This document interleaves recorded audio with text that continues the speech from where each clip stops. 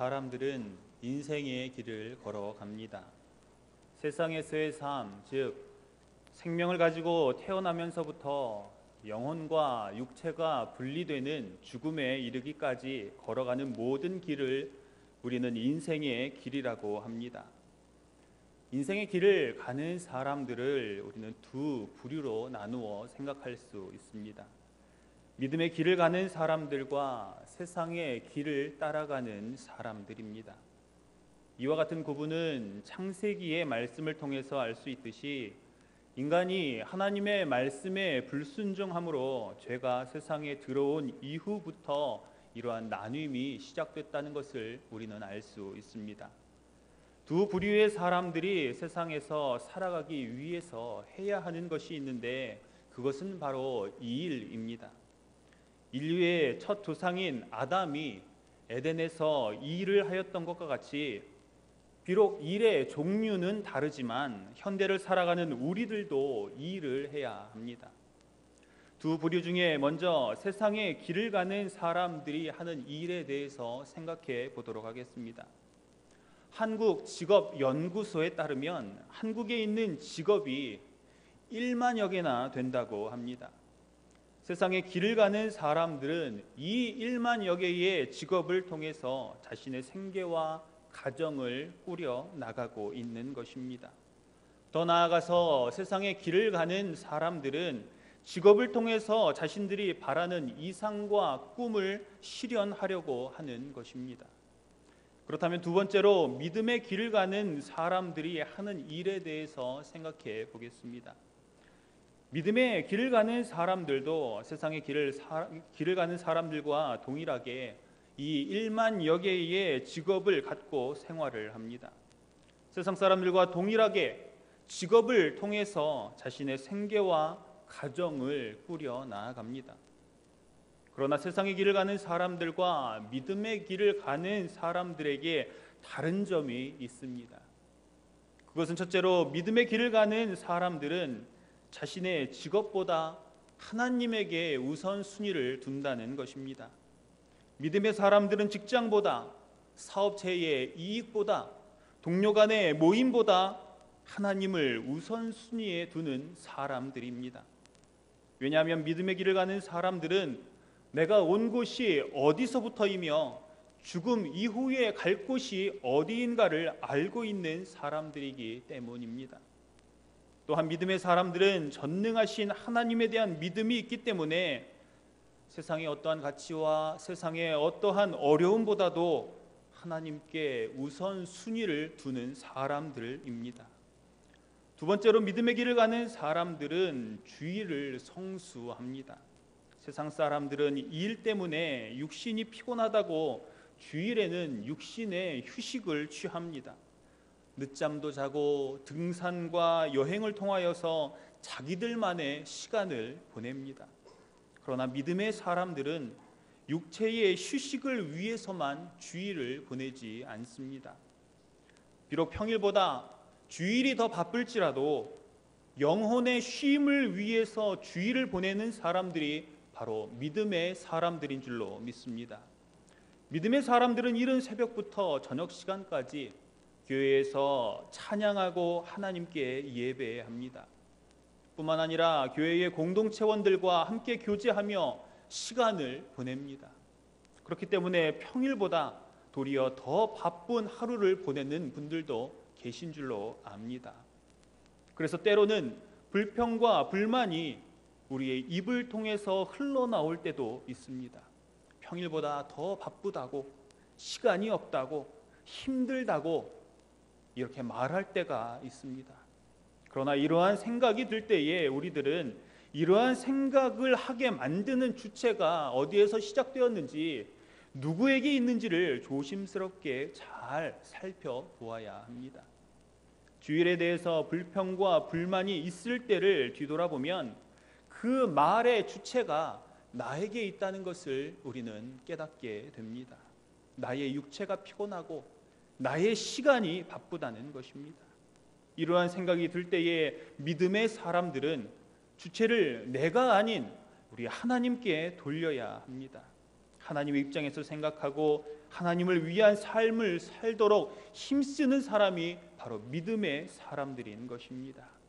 하나님을 예배하는 날이 주일이고 하나님을 찬양하고 하나님의 사람들이 만나서 교제하는 날이 바로 주일입니다.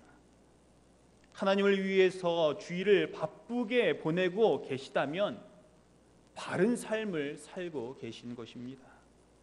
세 번째로 믿음의 길을 가는 사람들은 직업과 직장을 통해서 전도와 선교에 힘쓰는 사람들입니다. 하나님을 만난 사람은, 예수님을 자신의 그리스도라고 고백한 사람들은 세상 사람들이 갖고 있는 직업의 가치관을 버립니다. 먹고 살기 위해서 직업을 갖는 것이 아니라 하나님의 일을 위하여서 직업과 직장을 갖는 것입니다. 예수님의 제자들은 예수님을 만난 이후에 자신들의 직장과 자신들의 재산과 자신들의 가족을 다 버리고 예수님을 쫓아갔습니다. 비록 변변한 직장이 있는 것도 아니고 가지고 있는 것도 아니지만, 그렇다고 뚜렷한 직업이 있는 것도 아니지만, 제자들은 예수님의 제자로서 영적인 말씀을 듣고 그 말씀을 전하는 것을 기뻐하였습니다. 사랑하는 우리 성도님들은 직업을 통해서, 직장을 통해서 어떠한 믿음의 삶을 살고 계시는지요?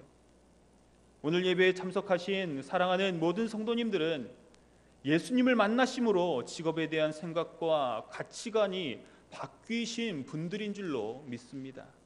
그렇다면 믿음의 길을 걷고 있는 우리들은 직업과 직장을 통해서 전도와 선교에 힘쓰는 믿음의 사람들이 되어야 할 줄로 믿습니다.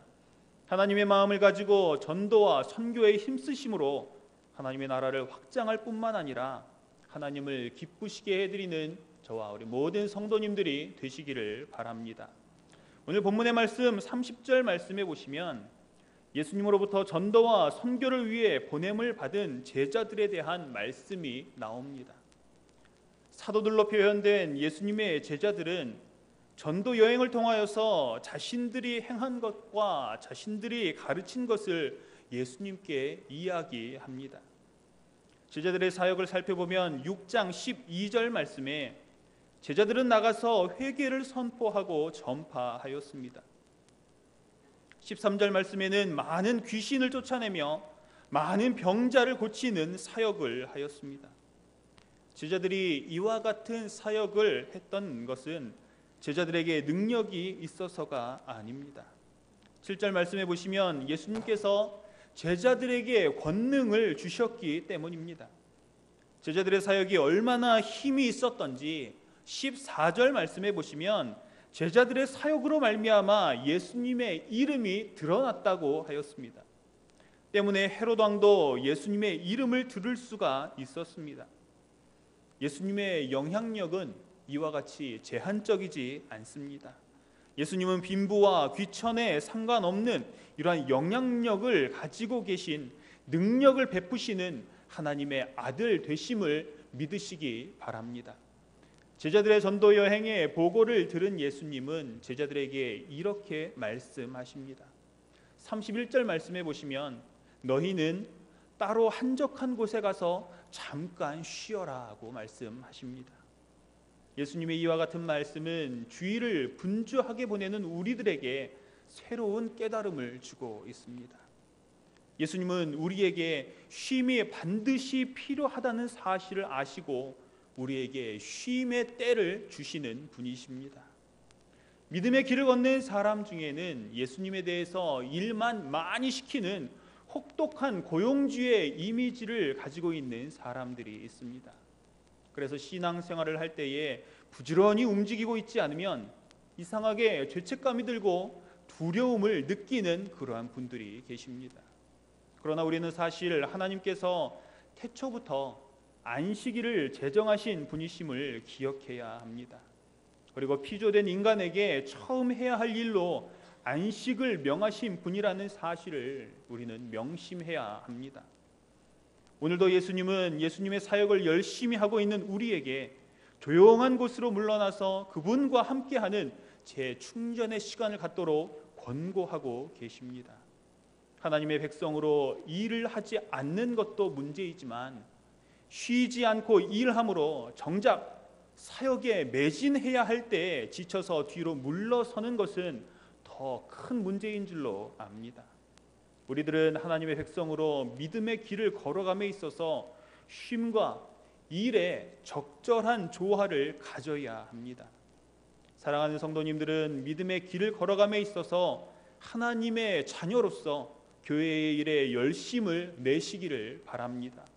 제자들이 음식을 먹을 겨를도 없이 사역에 매진했던 것을 기억하며 하나님 나라의 일을 할 때에는 열심히 일하시는 성도님들이 되시기를 바랍니다. 또한 일만 하시는 것이 아니라 예수님과 함께 쉼을 통해서 재충전의 시간을 갖는 우리 성도님들이 되시기를 바랍니다. 쉼은 모든 것을 내려놓고 아무것도 하지 않는 것을 의미하지는 않습니다. 예수님과 함께 있음으로 믿음의 재충전을 하는 것이 그리스도인들에게는 쉼이요 안식인 것입니다. 육체를 쉬게 하는 것도 중요하지만 예배와 말씀의 묵상을 통해서 영혼의 쉼을 얻는 것은 더 중요한 것입니다. 사랑하는 남부민주교회 성도님들은 믿음의 길을 걸어가심에 있어서 쉼과 일의 적절한 조화를 이루시기를 바랍니다. 그러므로 하나님의 사역을 보다 효과적으로 이루어 나아가시며 하나님의 마음을 시원하게 해드릴 뿐만 아니라 하나님을 기쁘시게 해드리는 모든 성도님들이 되시기를 바랍니다. 지금까지의 말씀을 통해서 우리는 예수님께서 쉼을 주시는 분이신 것을 살펴보았습니다. 그러나 33절의 말씀을 보시면 제자들은 예수님과 함께 쉬기 위해서 배를 타고 한적한 곳으로 가셨습니다. 그런데 그때의 많은 무리들이 예수님과 제자들을 알아보고 모든 고을로부터 그곳으로 달려가 예수님과 그의 제자들이 가려고 했던 한적한 곳에 먼저 도착해 있었습니다. 오고 가는 사람들이 많아 음식 먹을 겨를도 없는 예수님과 제자들이 잠시 쉬기 위해서 한적한 곳으로 갔는데 벌써 그 한적한 곳에는 많은 무리들로 가득하였던 것입니다. 만약에 우리가 밥 먹을 겨를도 없이 바쁘다가 잠시 쉬기 위하여서 한적한 곳으로 갔는데 그곳에 동일하게 전에 함께 있던 많은 무리들이 먼저 모여 있어서 쉴 수가 없게 된다면 우리들의 마음은 어떠할까요? 아마도 휴식을 빼앗긴 것에 대해서 불쾌한 반응을 보일 것입니다. 싫은 내색을 했을 것입니다. 그런데 33절 말씀에 보시면 예수님께서는 휴식을 빼앗긴 것에 대한 불쾌한 반응을 보이시기는커녕 도리어 목자 없는 양과 같음을 인하여서 뜨거운 연민을 느끼신 것을 우리는 말씀을 통하여서 알 수 있습니다. 목자 없는 양은 언제 어떻게 잡아먹힐지 어떠한 죽음을 당하게 될지를 모르는 불쌍한 존재들입니다. 그래서 예수님은 그들에게 쉼 없이 말씀을 먹이셨습니다. 34절 하반절 말씀해 보시면 예수님은 무리들을 불쌍히 여기사 여러 가지로 가르치셨다고 하였습니다. 가르치시더라는 단어를 원어로 살펴보니까 가르치시기 시작하였다는 현재형의 단어로 사용하고 있다는 것을 알 수 있었습니다. 이 말씀은 예수님의 가르치심이 쉬지 않고 계속되었다는 것을 의미하는 것입니다. 쉬기 위하여서 한적한 곳에 가셨지만 그 영혼들을 향한 긍휼한 마음, 그 영혼들을 바라보시는 불쌍한 마음을 통하여서 예수님께서는 쉬지 않으시고 계속해서 말씀으로 먹이셨다는 것입니다. 민수기 27장 17절 말씀해 보시면 과거 모세는 자기 백성이 목자 없는 양떼처럼 되지 않도록 좋은 인도자를 세워달라고 하나님께 간구하였습니다. 그래서 하나님은 여호수아를 세워주심으로 말미암아 이스라엘 백성들을 인도하게 하신 것입니다. 하지만 에스겔서 34장 1절부터 6절까지의 말씀을 보시면 여호수아 이후의 지도자들은 양떼를 보살피기는커녕 도리어 착취하는 악한 목자가 되었습니다. 그래서 하나님은 선지자를 통하여서 다시금 내가 참된 목자를 세워주겠다고 약속하셨습니다. 하나님께서 약속하신 그 목자는 바로 예수 그리스도이십니다. 예수님은 우리를 위해서, 나를 위해서 그분의 모든 삶을 내어 놓으셨습니다. 예수님은 하나님으로서 인간의 몸을 입고 이 땅에 오셨습니다. 뿐만 아니라 마지막에는 자신의 생명까지 주심으로 우리를 구원하신 참 좋은 선한 목자이신 줄로 믿습니다. 요한복음 10장 14절과 15절의 말씀에 보시면 나는 선한 목자라, 나는 내 양을 알고 양도 나를 아는 것이 아버지께서 나를 아시고 내가 아버지를 아는 것 같으니 나는 양을 위하여 목숨을 버리노라 하고 하였습니다. 험한 세상에서 믿음의 길을 걸어가시는 사랑하는 성도님들은 오직 예수님만을 참된 목자로 고백하시는 그러한 성도님들이 되시기를 바랍니다. 또한 예수님께서 하나님의 백성들을 불쌍히 여기심으로 영적인 양식을 계속 주셨던 것과 같이 하나님의 백성된 우리들은 예배를 통하여서 또한 말씀의 묵상을 통하여서 영적인 양식을 계속 받아 먹으심으로 쉼을 누리시는 우리 성도님들이 되시기를 바랍니다.